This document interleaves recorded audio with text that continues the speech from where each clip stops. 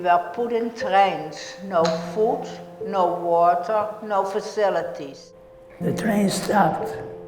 The people look out and they see a strange name of a station, which they never heard of. It said Auschwitz. Out comes this tall officer with a rubber stick in his hand. This was Dr. Joseph Mengele. He was called the Angel of Death because he was to determine who shall live and who shall die. I didn't have even a moment to say goodbye to my mother. Those that went to the left went straight to the gas chambers. This was the last time that I saw my parents and 24 members of my family. I remember how the SS came in our barracks.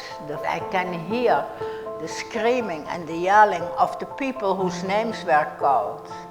There is the most horrific smell. We asked the girl, the supervisor, what is that horrible smell? She said, these are your parents burning. Cut through the barbed wire and entered that camp, and I'm going to tell you young people, that was the most horrific sight I've ever seen, or ever hope to see the rest of my life. I get emotional still. How many times I said this, but I still feel it every time I talk about it.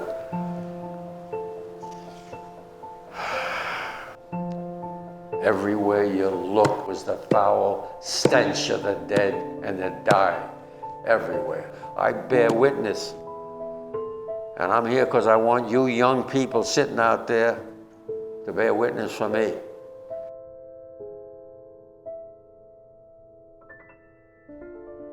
The program is extremely important because there are deniers that say that there was no Holocaust.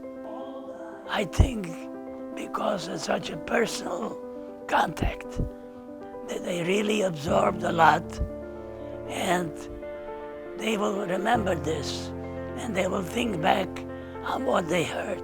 He was 16 or 15 when he went through this. I'm 13. My brother was his age. I mean, I can't imagine someone going through that at our age. The students that met today can say to their friends, to their families, if you say that there was no Holocaust, here I was present when I saw a Holocaust survivor and I heard from him what happened. Hearing it from someone that gone through this, it made it so real. I'm really mad about all of this. 500,000 children died, like me, if I was Jewish. So these young people that hear people like me and the other survivors and hidden children and kinder transport have to carry the word and say, hey, I saw somebody that was there, and it did happen. It was no myth. I don't want the story to be forgotten. I don't want nobody to say it never happened. I do this already for many, many years, and I have never seen this kind of enthusiasm before. And it is our duty to do today whatever we can, because unfortunately the anti-Semitism is blossoming again. Something that did shock me was how this type of hate went so far just because of appearance and ethnicity. It's just crazy how our world in the past and even now can be like that still. I do hope that they learn, but whether it's anti-Semitism or anti-racial, is that discrimination is evil. There is no other word for it. Hopefully they will remember. And they're going to discuss it at home with their parents.